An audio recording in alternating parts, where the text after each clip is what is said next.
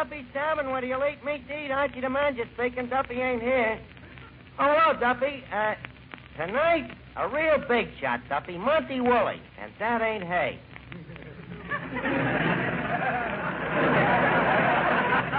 Or is it? Well, you remember Wooly Duffy, the wise old actor with a sage-old brush? Well, look, Duffy, somebody's got to play Santa Claus at the Christmas party, so, as long as Monty's going to be here, the old adagio, a beard in the hand. Yeah, sure, I'll ask him. Well, I'll call you back, Duffy. So long.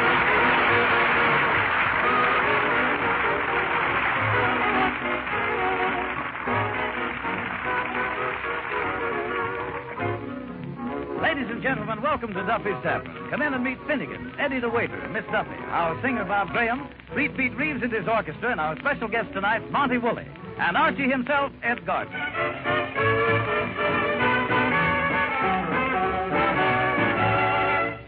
Hey, Eddie, where's the soap? The soap? Miss Archie, you got a new girl? No, Eddie, I want to write a poem on a mirror. Poem on the mirror? Certainly, my annual Christmas poem. And, Eddie, if I do say so, it's probably the finest opus I have ever opened.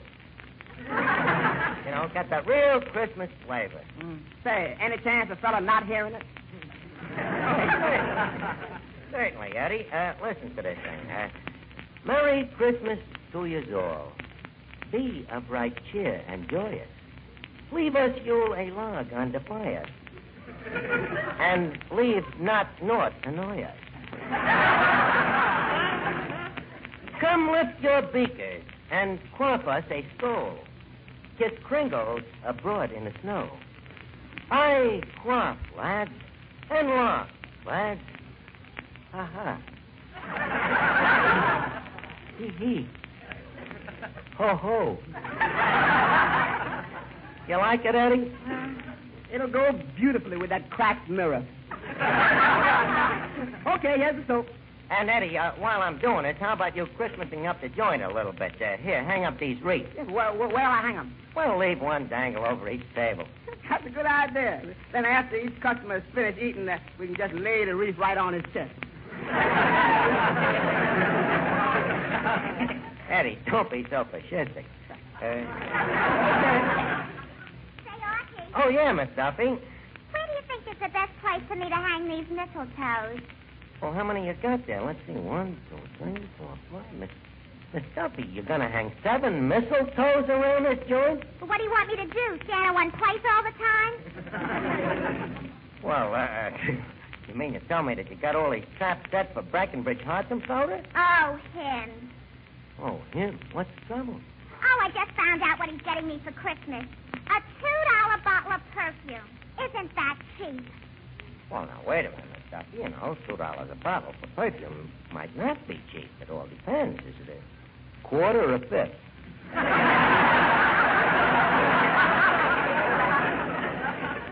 Archie, everybody knows that perfume don't come in quarts or fifths. This is a pint.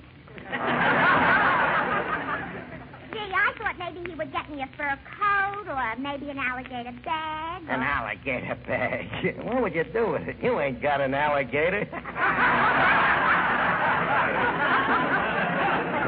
Oh, what's the use of standing here talking to you? Once a man, always a man. And you can say that again. Eddie, did you ever beat the likes of these dames? They're all so mercenary, That is sure. That Sonia Jones of mine is still expecting that mink coat. Plus what? Plus a diamond bracelet and a ruby engagement ring, which I also promised her. You see, the other night I sort of took her off, and when we talked about the mink coat, she kind of put her arms around me, and then I mentioned the diamond bracelet, and she gave me a great big kiss. Then I saw the ruby ring.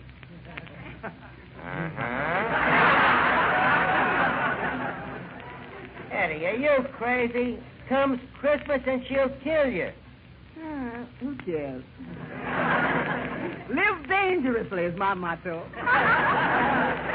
Well, with me, I ain't got no problems. I'm giving every dame I know the same present. A nice, practical gift, and yet it's attractive. What is it?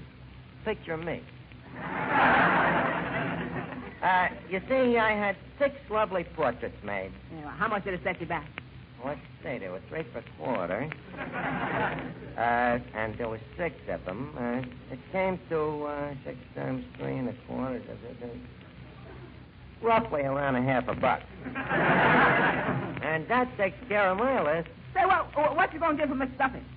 What am I going to get for Duffy? Eddie, for Duffy, I will get exactly what he always gets me.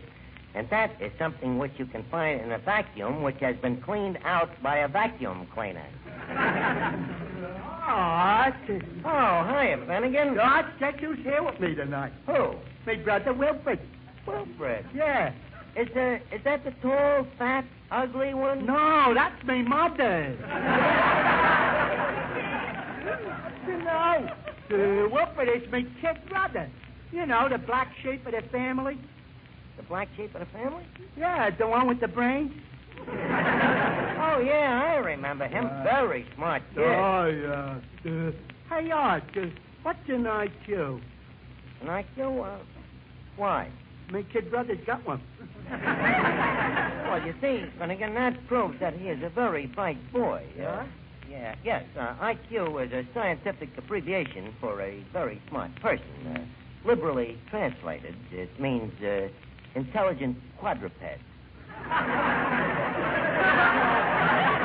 That's very interesting. Yeah. I'm telling you, this brother of mine is very smart. He's really got his worries. You see, the rest of our family is just normal, average people. Like me. And poor Wilfred has to be a genius. Yeah, well, that's tough. Yeah. When did you find it out? Well, we first realized that he was abnormal when we seen him reading the paper without moving his lips.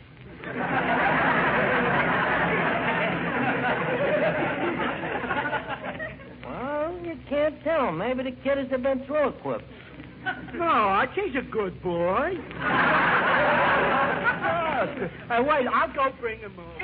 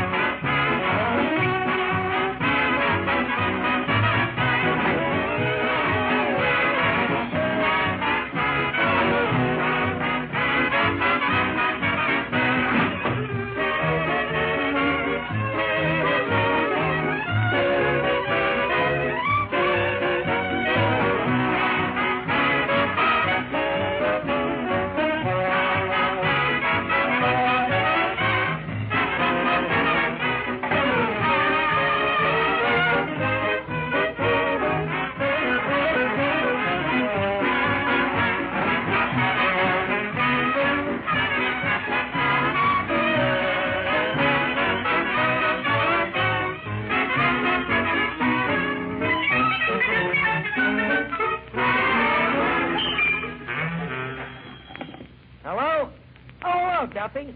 What? There's a package from you arriving for me, and I shouldn't open it until Christmas. A present for me? Are you sure this is Duffy? Well, Duffy, I'm flabbergasted, you know? Well, gee, thanks. And by the way, did you receive my present yet? Well, it's probably in the mail. I'll call you back. Holy cat, Eddie. Duffy bought me a present. I got to get something from him. I got to get something. What should I... Let me see. Europa. I got it. What? I'll send him one of me portraits. Have you got a pen, Eddie? Yeah. Thanks. I'll autograph it, you know, with something nice. Let's see. To my dearest employer, good old Duffy, in fond appreciation for all I have done for you.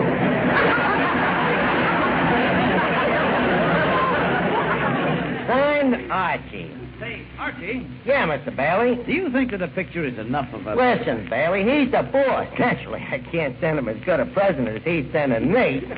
After all, with the kind of dough Duffy's got, you know, an inexpensive present, there's no skin off his flint.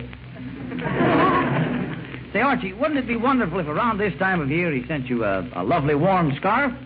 A scarf? Well, Bailey, I'm funny that way. You know, I'd rather warm myself over a gold cigarette lighter. Well, as long as it's something that keeps you warm. Don't forget, Archie, the cold sneezing is here. Would you mind to repeat that, please? I said the cold sneezing is here. The cold sneezing is here. Bailey, that joke stinks.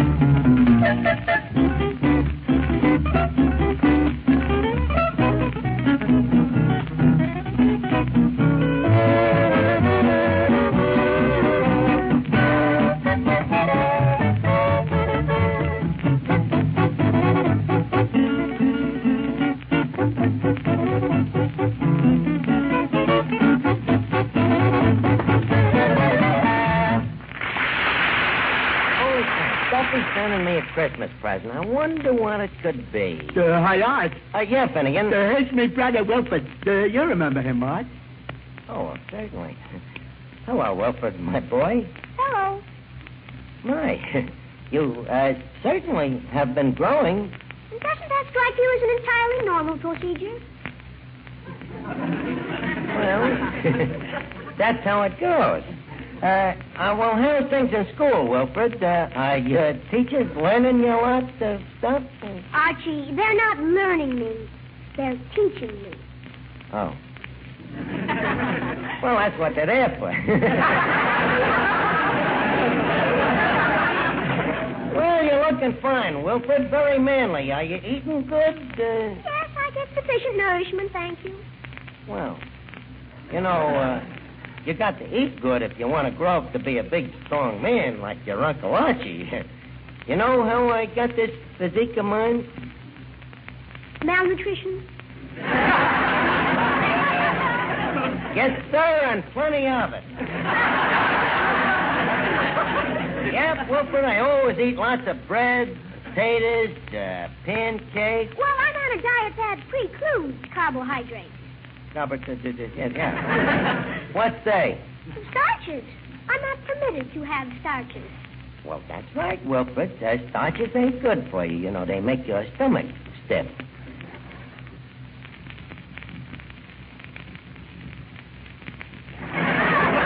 Well, see you anyways, Wilfred. I said start the music. Wilfred, you're in for a big treat. Bob Graham, our singer, who is also a college man, has brought over a few of his sorority brothers here. They're going to treat us with a Christmas carol. Go on, fellas, sing and make it Christmassy, huh? Silent night, holy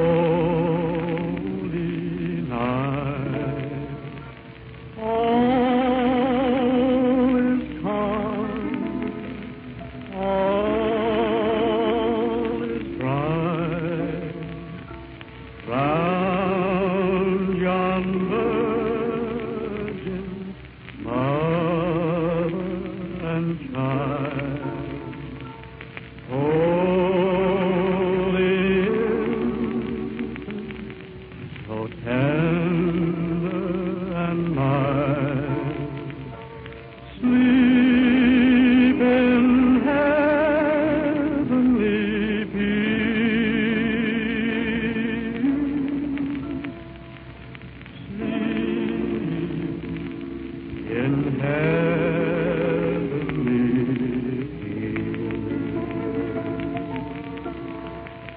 Sleep in heavenly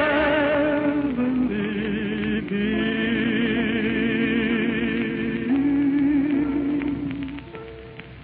Sleep in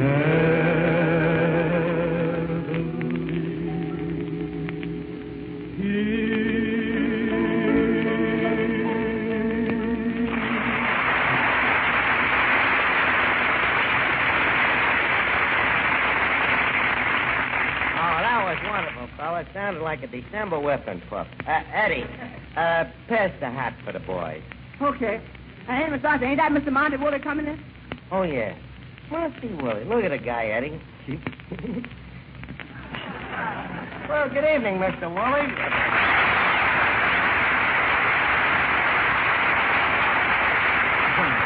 Well, Monty, good to see you again. I trust that you and I can pick up our acquaintance from whence we last left off. I'm sure we can. My revulsion is undiminished. Well, thanks, Monty, old boy. Old boy, old boy. This is the first time I have ever heard of contempt breeding familiarity. I wish I knew if he was smiling. Monty, why is it that you take this antagonistic attitude towards me? Well, frankly, I think of you as a possible menace to my future. Me? Oh, Judge. Why? Well, someday when I am too old to play juvenile, yeah, I may want to go back to my old profession, instructor of English. But by the time you're through with it, I may find myself teaching a dead language. Well, you know, it's a lucky thing for you that was a veiled insult. I did see. Hey, mister, that's a funny place to wear a grass skirt. Oh, the darn thing always hikes up. Finnegan, please, no remarks, Kay, about the beaver, Kay. Oh, I apologize, mister. So I promise I won't tell you about your beard again.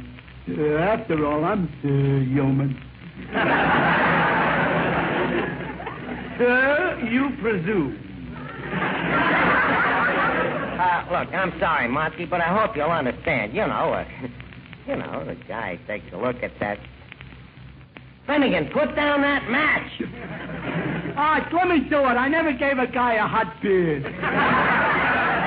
Look, beat it, will you, Finnegan? I'm having enough trouble with this guy. Monty, tell me something. What are you doing Christmas Eve? Well, we have an old custom in our family. I always take Grandma to the fight. Well, that's very sweet, but the fights get out pretty early. Now, here's what I had in mind. How would you like a part here on Christmas Eve, playing the part of... Playing the part of what? Monty, why don't we have a bite to eat? Eddie, how about some refreshments for Mr. Woolley? Just a moment. I eat here. I'd sooner die. No, there is no sooner way.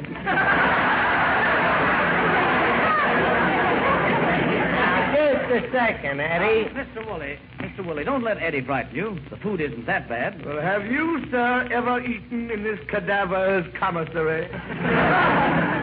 Well, Duffy's is no Ritz. Do tell. Monty. Yes? Monty, you see, every Christmas Eve we have a big party here at Duffy's. You know, the joint is full of kids. They come down to get their fathers, you know. And we have a Christmas tree and wreaths around, and every kid gets a candied pig's foot. And I usually write a Christmas pageant. You can write? Like a whiz. Now, the only thing we yet ain't got set yet. Well, now, what is it? What is it that you yet ain't got set yet? Santa Claus. Now, just a second, you Brooklyn Knoll coward. Now, please, Monty, don't get excited. And, by the way, Brooklyn and Knoll don't go with each other anymore. Look, playing the part of Santa Claus would be so much fun, and look what a challenge it'd be for you as a pedestrian. A challenge? Well, sure. It'd be the toughest role of your career. You playing a sweet guy. And, when you give out them toys to them little kids, think of the thrill you'll get out of it. Yes. I can already feel the patter of tiny feet on my face. Look, Martha. Please, you was a kid once yourself, wasn't you? There's no record of it. Wait. Gee, if you could just talk to one of them kids and see what it's like. Wait a minute. Hey, Finnegan, is your kid brother Wilfred still here? Oh, yeah. Good.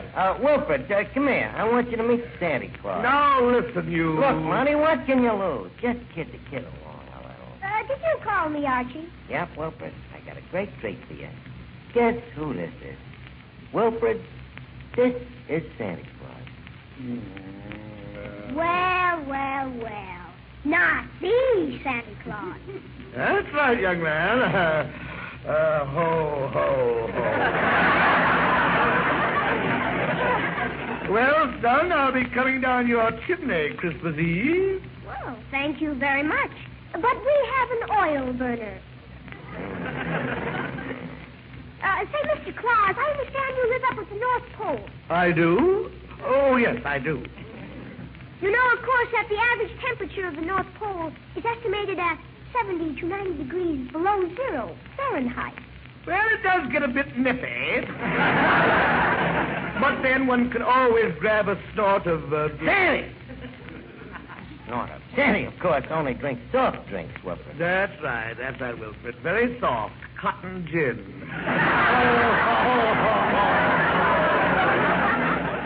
Yes, Wilfred, now see that you're a good boy, because on Christmas Eve, Santa Claus calls on every good little boy and girl. How does he know where they live? Well, he has all their numbers in a little red book. Yeah, and some mighty fine numbers in that little red book. Oh, this is so ridiculous. Preposterous. Huh? Wilfred, you don't mean that you believe in Santa Claus? Oh, Archie, please. It's an amusing legend and rather pleasant, this Santa Claus.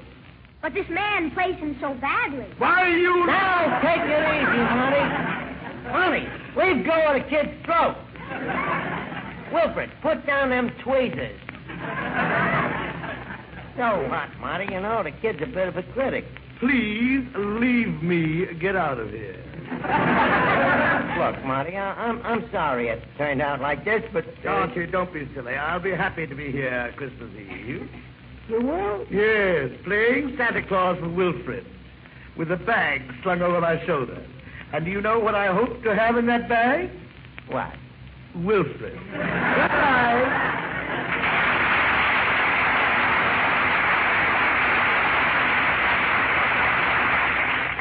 And now, you lousy little genius. Now, Archie, please. You don't actually expect an educated man of 8 to believe in Santa Claus. Don't I? Look, Wilfred, maybe there ain't no real Santa Claus with no red coat jumping down chimneys. Okay, but there is something that a kid like you should get wise to. Something that kind of makes people do wonderful things for each other at Christmas time, and I like to call it Santa Claus. It's something inside of all of us, kid, that if we're right guys, we'll turn each one of us into a Santa Claus, see? With every guy loving his fellow guy and working with him to bring goodwill into the world, peace, and kid, don't tell me that there ain't no that kind of a Santa Claus. That's sounding, Mr. Archie. And, hey, this package just comes for you. Oh, yeah? Let me look. Hey, it's my present from Duffy. Now, Wilfred, here is what I'm talking about. This package says don't open till Christmas, but I want to teach you a lesson, see? So I'll open it. Now, here's a guy named Duffy. You know, he's mean, stingy, cheap, and yet, at Christmas time, he changes and gives me this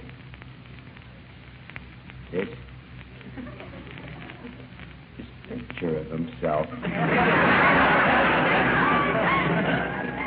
Autograph to my dear employee, Archie. Where was I, Wilfred? Oh, yeah, you see? Maybe there ain't no real Santa Claus with no red coat, chimneys, but I believe that...